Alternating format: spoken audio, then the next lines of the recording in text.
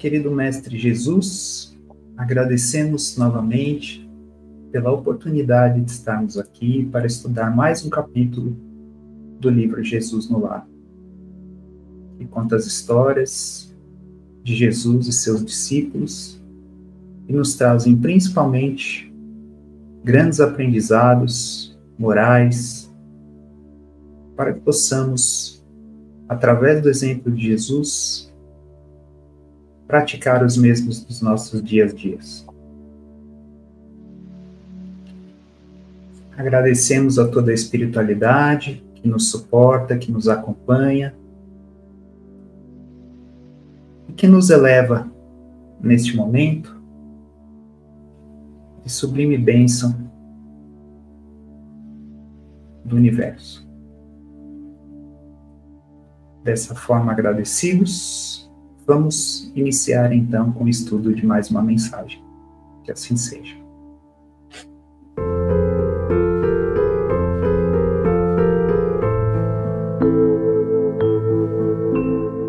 A serva escandalizada. Ante as exclamações de Dalila, a esposa de Azor, o tecelão, quanto às maldades de alguns publicanos de mau nome que a haviam desrespeitado em praça pública, justamente quando procurava praticar o bem, relatou Jesus com simplicidade. Piedosa mulher, desejando ser mensageira do reino divino na terra, bateu às portas do paraíso rogando o trabalho.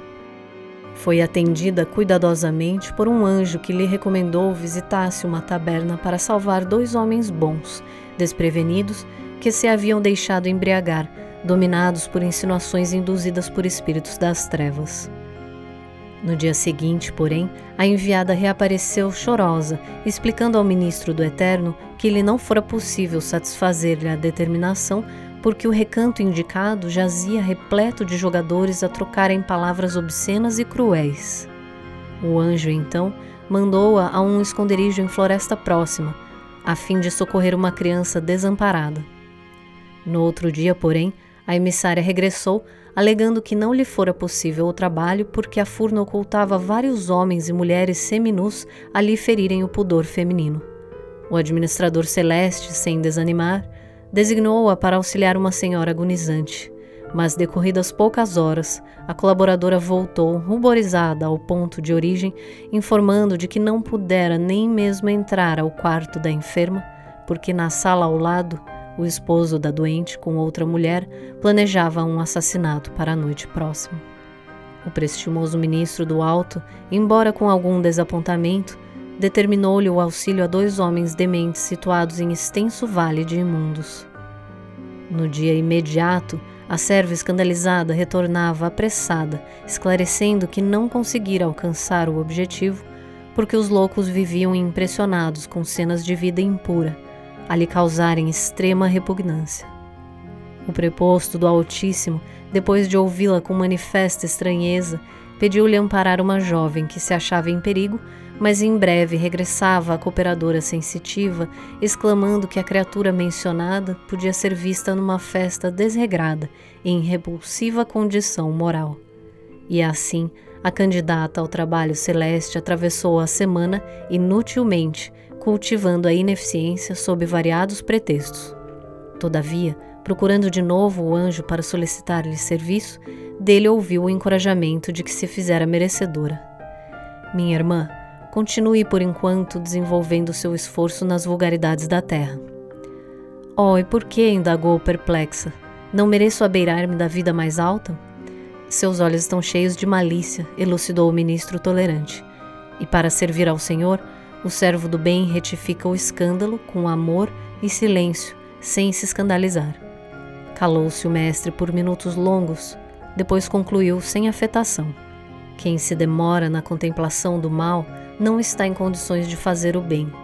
Os circunstantes entreolharam-se espantados e a oração final do culto doméstico foi pronunciada, enquanto lá fora a lua muito alva, desfazendo a treva noturna, simbolizava radioso convite do céu ao sublime combate pela vitória da luz. Linda mensagem, né? Linda mensagem. Acho que nos chama a atenção para aquele fato de que a gente sempre espera o ambiente perfeito, o momento perfeito e as condições perfeitas para agirmos. Quando, na verdade, o universo precisa justamente o contrário, né?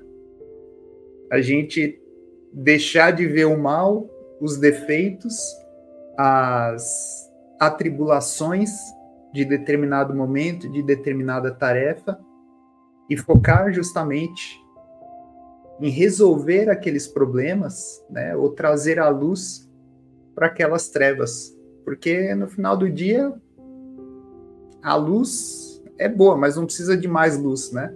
Melhor a gente pegar essa luz e levar, muitas vezes, para lugares que possuem menos luz.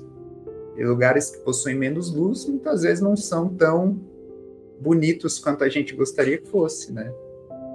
Então, eu acho que traz muito essa mensagem. Eu achei muito interessante aqui quando ele chega e, como na linguagem mais moderna a gente fala, né? Quando dá o feedback para a moça e fala assim, olha,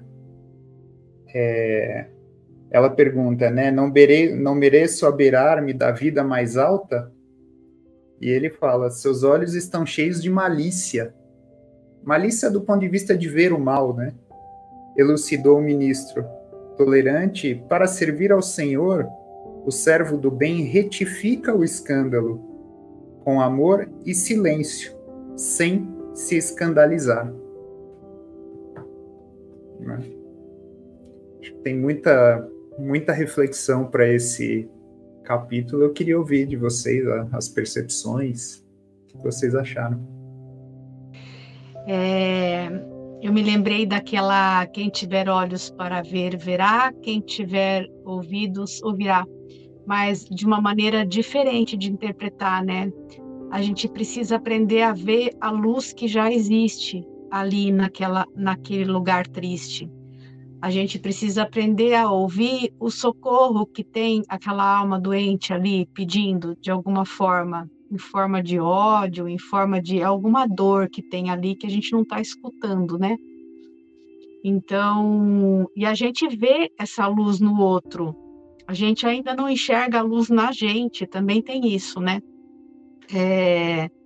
Aqui fala quando o trabalhador está pronto, você citou, né? Quando o trabalhador está pronto, o trabalho aparece, alguma coisa do gênero, né? Mas o trabalho que aparece, a gente não tem olho para ver, né? Assim, a gente ainda não está pronto. Por quê? Por quê? Porque a gente não se olha, a gente não tem olhos para ver o que já tem de bom dentro da gente. Quanto mais o que já tem de bom dentro do outro, para melhorar o que está bom, para trazer para fora o que está bom daqui e dali, né? Não ter os olhos mais voltados ao que ele fala ali, a malícia, né?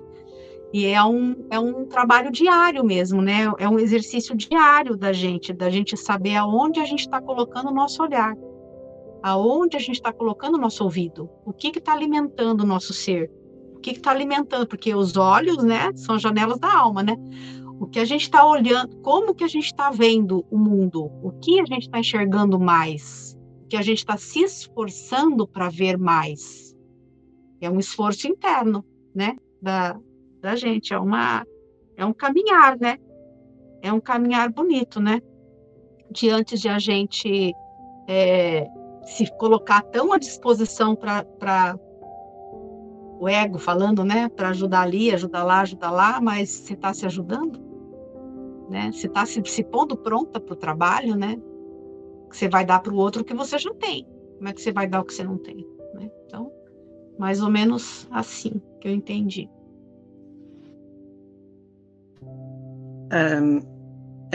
Neste exemplo desta serva, ela em todos os lugares que foi dada a possibilidade de servir, ela não conseguiu ver que tinha ali um potencial para ela avançar, para ela estender a mão dela da melhor maneira. Em várias ocasiões lhe foi dado e ela não foi capaz de ser humilde para compreender que Todos nós temos os nossos defeitos, as nossas dificuldades e às vezes é nesses momentos que a vida nos traz que somos pedidos a agir, a ver o que é que a gente pode, nessas situações, pode levar para acalmar aquela situação, e ela não foi capaz de ver em nenhuma delas. E no fim ela queria avançar, é normal, todos nós queremos, e não compreendeu porque é que eu quis servir, mas tinha sempre um problema.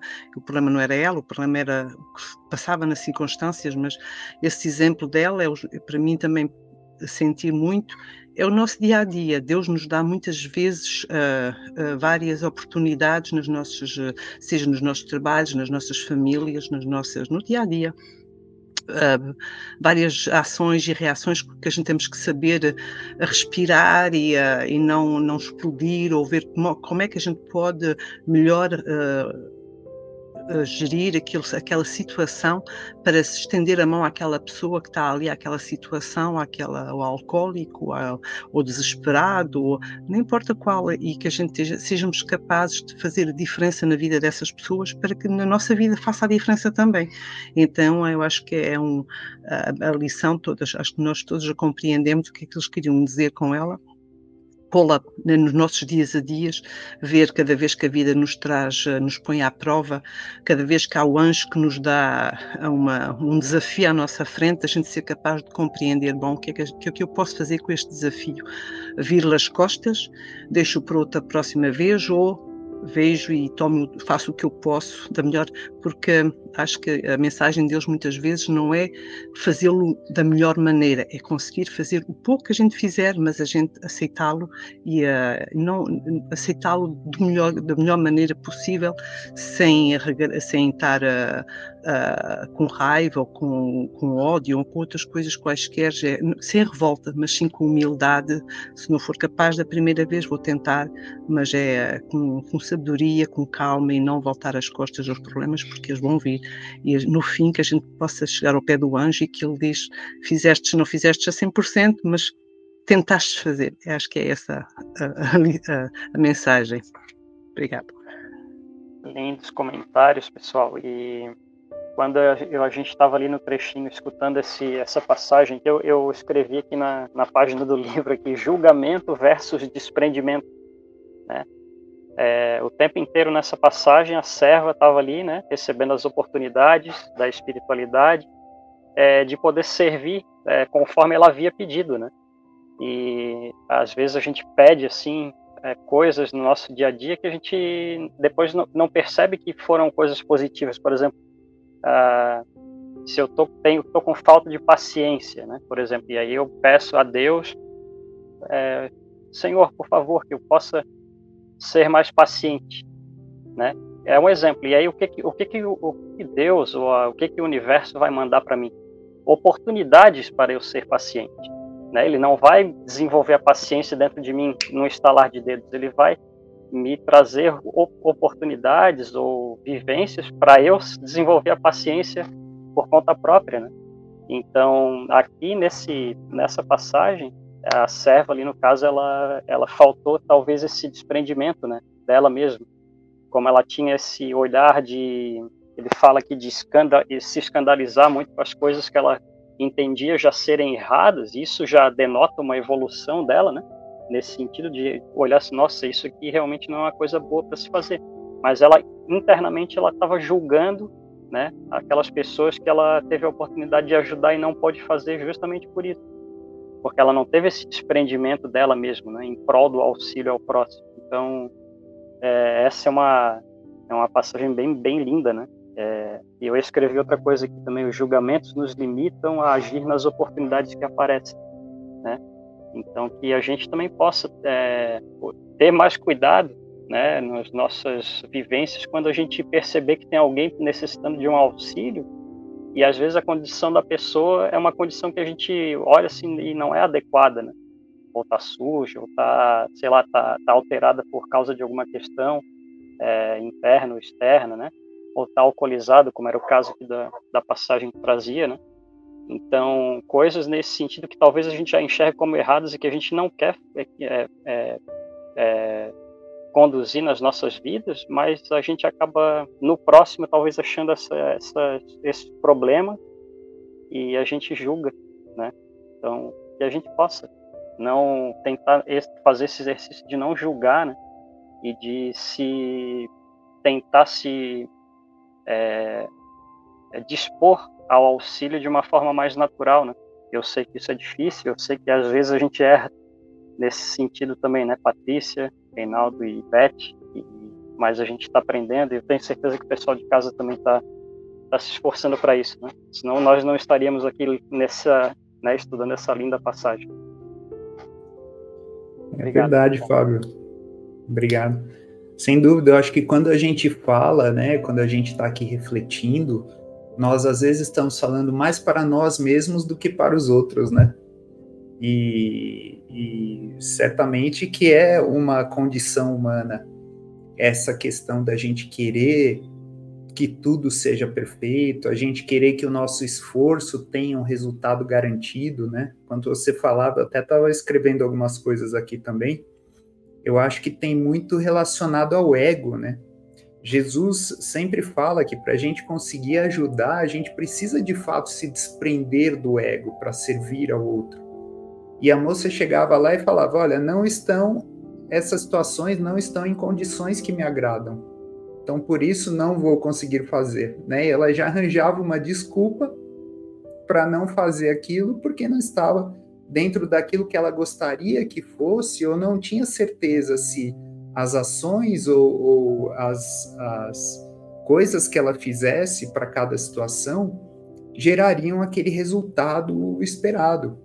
Então, ela simplesmente se escondia, né, atrás olha, a situação estava assim, então não consegui. Mas eu estava pensando aqui que muitas vezes, né, você tem que fazer o seu esforço dentro das suas capacidades, confiando que tudo que tiver que acontecer vai acontecer. Né, e que as coisas sempre estão certas.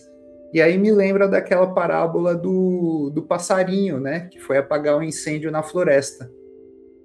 Né? Ia lá, pegava no lago, pegava com o biquinho e jogava uma gota. Aí voltava, pegava o biquinho e jogava uma gota. E aquele incêndio enorme na floresta, até que os outros animais olharam para ele e falaram assim, cara, o que você está fazendo, né? Não está adiantando nada. Ele falou, olha, eu estou fazendo a minha parte dentro do que eu posso. Se todo mundo fizer parecido, talvez essa somatória de água que a gente consiga levar apague o fogo. E esse ensinamento, essa parábola, ela é muito bonita porque traz para a gente também a reflexão sobre a importância de que a transformação ela é interna. Né? Tudo que nós fazemos é para nós melhorarmos a nós mesmos primeiro e depois o ambiente externo, nessa condição de evolução que nós estamos, né? Ou seja, o passarinho ele já tinha criado aquela consciência, aquela noção de que ele precisava fazer a parte dele, independentemente da atitude ou do ambiente ou da atividade dos outros. E por meio do exemplo, certamente ele cativou uma série de outros passarinhos ali e animais para fazerem aquilo lá. Né? Então a ação que talvez outros achassem que não daria resultado porque não estava apagando fogo, talvez não era para apagar o fogo. A ação, aquela atitude era justamente para mostrar para os outros como deveria ser feito. Então, eu acho que a gente pode tirar como aprendizado desse capítulo, além, obviamente, né, de tudo que vocês falaram aqui, que nós temos que dar o nosso melhor sempre, fazer o nosso melhor sempre, independentemente da condição, independentemente da situação, e confiando em Deus que aquilo tem um propósito, né, que nós levarmos luz, a luz ela tem um propósito. Não necessariamente aquilo que a gente quer, mas com certeza aquilo que vai deixar o mundo um pouco melhor. Mais algum comentário? Deixar o mundo melhor. Tá aí um grande desafio, né? E falou dessa questão, né, da gente, enquanto tu falava, eu ficava pensando assim, poxa, né? Às vezes a gente se limita até por causa do que os outros vão achar do que eu estou fazendo, né? Às vezes tem muito disso, né? Ah, olha lá, ajudando aquela pessoa ou fazendo tal coisa, pô, não deveria estar fazendo isso porque não adianta nada, né? Se conecta bem com essa história do passarinho que tu contou, né? Então, porque a gente também tem esse zelo com a gente de não ligar para o que os outros irão pensar da minha atitude que eu vou tomar, às vezes, para ajudar alguém, né? E tem muita gente que faz isso, né? Que te julga também porque tu tá fazendo o bem. É até quase um contrassenso, né? Mas acontece isso, eu já vivenciei isso várias vezes. E assim, eu sempre tentei ficar, né, sereno e assim, poxa, eu tô fazendo a minha parte, né? Então, que a gente também possa ter esse zelo, assim, com a gente, de dizer assim, poxa, às vezes a gente se limita tanto a não entrar em algum grupo para ajudar, fazer uma sopa ali para entregar para o pessoal à noite, ou sei lá, fazer um trabalho de caridade nesse sentido, entrar em algum lugar para ajudar de alguma forma, né? Porque, sei lá, a gente fica pensando, poxa, o que será que a minha família vai pensar, né? Tem muito disso também, assim, às vezes da gente estar numa família que tem uma religião muito forte ali, e aí tu sei lá, entrar num outro tipo de lugar de religião diferente, daí tu fica pensando isso também, né? Poxa, o que será que a minha família vai pensar? E às vezes a gente acaba não indo porque a gente fica preocupado com o que os outros irão pensar, né? E aí a gente acaba limitando o nosso campo de ação por besteira, sabe? Quando na verdade se a gente se entregar de bom coração, a gente acaba descobrindo potenciais na gente que a gente nem imaginava. Eu acho que foi o que a Beth falou também lá atrás, né? Da questão dos potenciais, a gente colocar eles a serviço, assim, de uma forma cada vez melhor, né? Cara, se deixar, a gente vai falando aqui. Eu só me lembrei de uma historinha que eu ouvi uma vez, que eu li, acho que eu li num livro, né? Faz tempo, nem me lembro direito, mas a pessoa questionou a outra na espiritualidade que morreu, né? Tentando salvar um criminoso, coisa. Você tentou salvar ele, você se matou. Que benefício, né? Aconteceu com isso. Aí depois a moralzinha da história, que o benefício que aquele que foi salvo, que teoricamente aos nossos olhos mortais era uma pessoa que estava fazendo hora extra por aqui porque fazia muita maldade, no seu desencarne, isso lá, poxa, o cara tentou me salvar, eu tenho algum valor. Então, aquela atitude de alguém tentar salvar ele já fez ele estar lá com uma outra postura para um próximo nascimento. Assim, eu mereci ser salvo, mesmo alguém perdendo a vida por mim, eu mereci ser salvo. Por quê? Eu preciso, aí desperta nele, desperta no espírito, na história foi assim, né?